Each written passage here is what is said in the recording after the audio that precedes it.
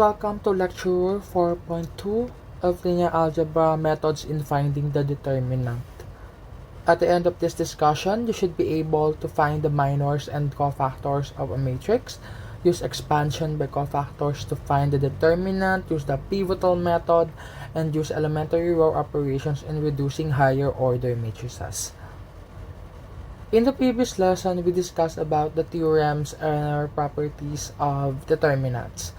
Make sure that you have watched the video and you have learned the theorem so that they would guide you in today's lecture. Alright, let us talk about the minors and cofactors of a matrix. If A is a square matrix, then the minor M sub ij of A is the determinant of the submatrix obtained by deleting the ith row and the jth column of A. Whereas the cofactor C sub ij of A is given by the following. The cofactor is equal to negative 1 raised to I plus j times the minor of that particular entry. Okay, ito guys, minors and cofactors, we are going to use this later on in the cofactor expansion method. So, it's important that you know what the meaning of minor is and what a cofactor is. Alright, I will answer the first two. Let us have the minor of the first row, first column. Okay, the entry of interest is this one, first row, first column. It says here that we have to cross out the row where it belongs and also the column. Okay, now, let us solve for the minor. Okay, M sub 1, 1. Okay, this one is equal to the determinant of the submatrix that was left after the crossing out. So, you have 2, 3, 5, 2. Performing the lower minus upper here. So, you have positive 4 minus 15. We have negative 11. Okay, therefore, the cofactor of the first row, first column would be, take note that I here is 1, J here is 1. So, it refers to the row and column of the entry of interest. Okay, so that will be 1 plus 1, 2. Negative 1 raised to 2 is just simply positive 1. So, we're no longer going to write that. Okay, but since this is our first example, let us write. Okay, we have negative 1 raised to 2 times negative 11. The cofactor is equal to negative 11. For the minor of second row, first column, this is the interest. Okay, let us cross out the row and column it belongs to. Okay, the minor will be, we have here, negative 1, 0, 5, 2.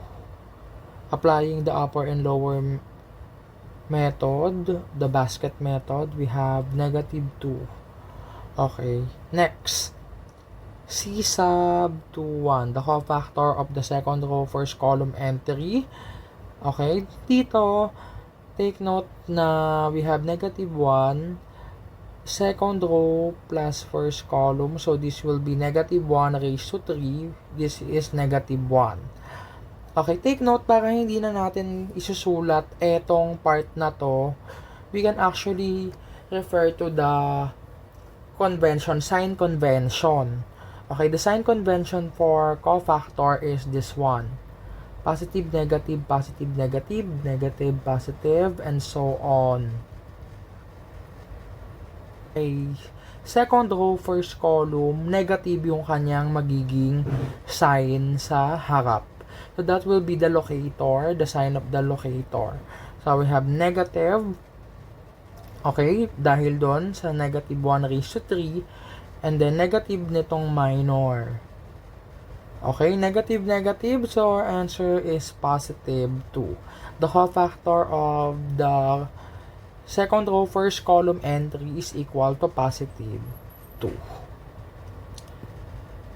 I will leave the M sub 3, and C sub 3 to you, the minor and the cofactors of the third row, third column to you. Now that you already have an idea about the minors and cofactors, we can now introduce the first method, the cofactor expansion.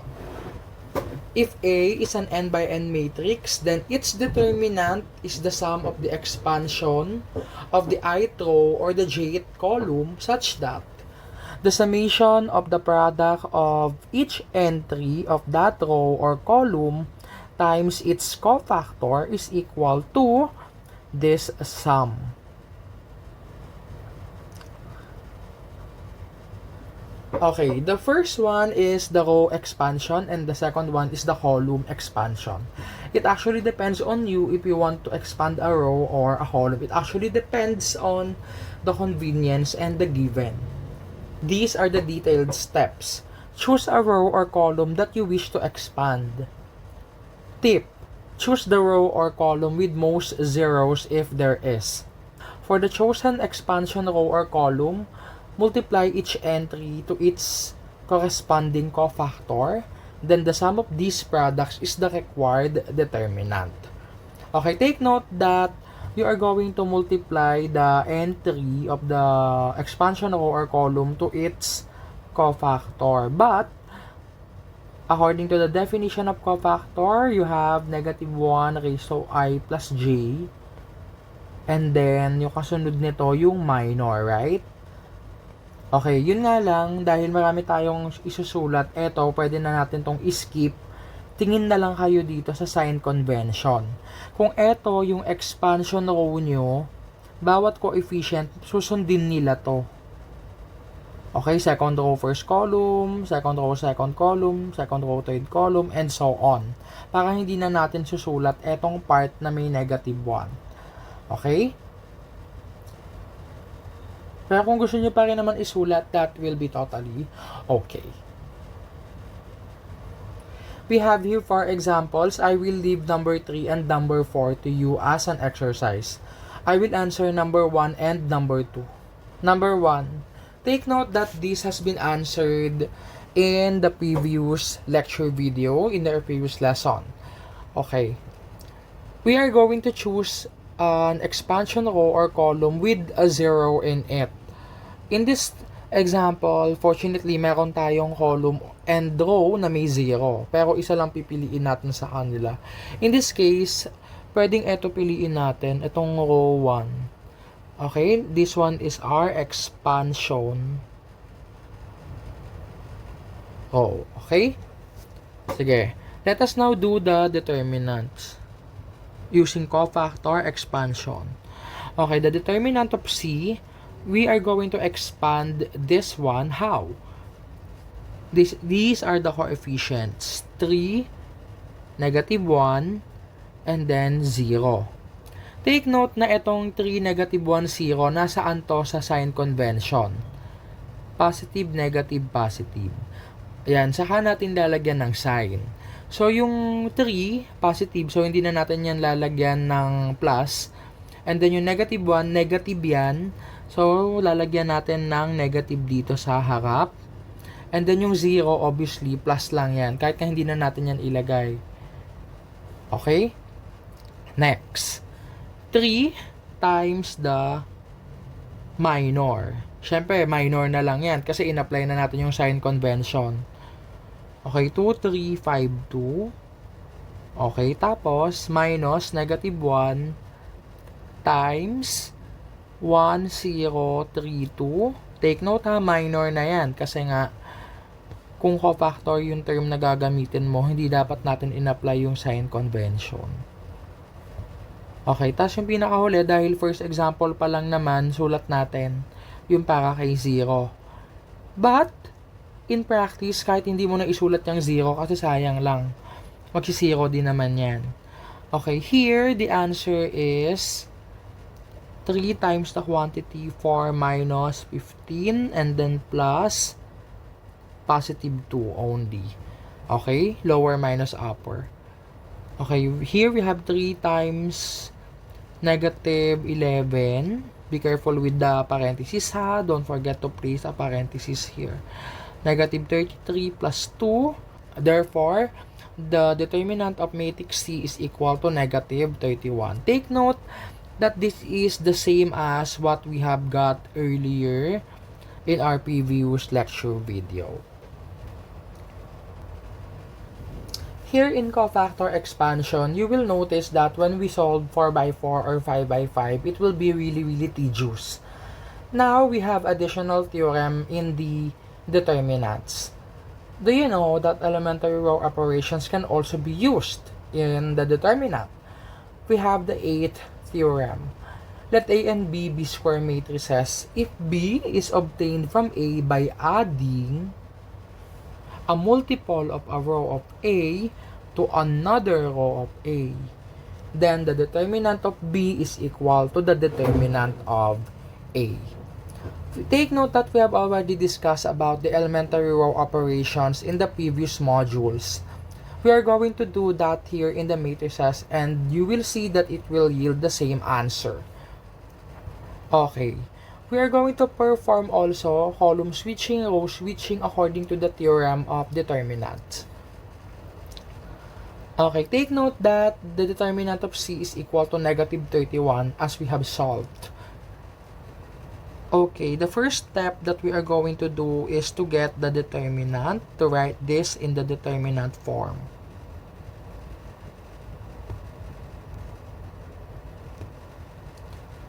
Our goal is to put 1 in the upper left, top left corner so that we can zero out the other elements. Okay. Now, according to property or theorem number 1, if we switch a row or column, it will yield a negative. The value of the determinant will be negative. Okay, I'm going to switch rows 1 and 2. Okay, you have 1, 2, 3, and then 3, negative 1, 0, and then 0, 5, 2. Okay, bakit natin sinuswitch? Kailangan 1 yung magiging pinaka-value sa taas kapag gagawin natin tong procedure na to in determinants. Kapag hindi yan 1, magkakaroon ng scaled value yung sagot natin. So that's why we have to always put 1 in the top left corner. Okay, next. Ito, okay na to dahil 0 na yan. The next thing that we're going to do, dapat mag-0 etong 3. So, we are going to perform row operation on the second row. Okay, for the second row, we have R2 minus 3R1. Ito ngayon ang magiging panibagong row 2. Okay, gawin natin yung row operation. We have negative of the determinant. 1, 2, 3. Ano na yung magiging row 2 natin? So, you have 3 minus 3, 0. Gawin natin color red. Negative 1 minus 3 times 2. So, we have negative 7. And then, after that, we have R2, 0 minus 3 times 3. That is negative 9. And then, after that, yung third row, hindi naman natin yan gagalawin dahil naka-0 na. Our goal is negative of the, let's put them in bracket. Ang lower natin ay negative 14. And then, minus yung upper, negative 45. Okay. So, this one will be equal to negative 31. Okay, take note that this is the same as what we got earlier. Here in the second example, we have a 4x4 matrix. We're going to find the determinant of that, but we are going to perform first the row operation so that mas madali. Okay, also we are going to use cofactor expansion. Sige, let us perform the row operation here. Fortunately, 1 na yung nasa pinaka top left corner. So, ang goal na lang natin dito ay i-0 etong mga to. Okay, bakit natin i-zero yan? Para mas madaling makapag cofactor expansion. We are now going to write the remaining submatrix. Okay, expand na natin yung first column. Okay, the remaining submatrix would be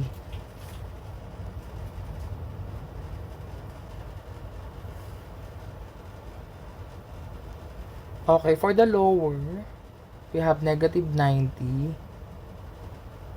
Negative 90 minus ilan yan? 56 times 27. We have minus 1512. And then 0 na yung kasunod. Sa upper, bago yun, ano na natin.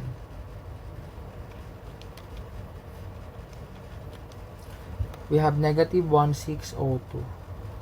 For the upper, we have negative 84. Lower minus upper, negative 1602. Minus upper, negative 84. We have here, negative 1518. This is now the answer.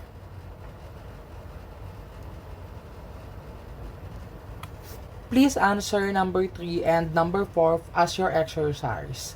You may apply any theorem, any applicable theorem on the determinants in simplifying first the determinant before evaluating it.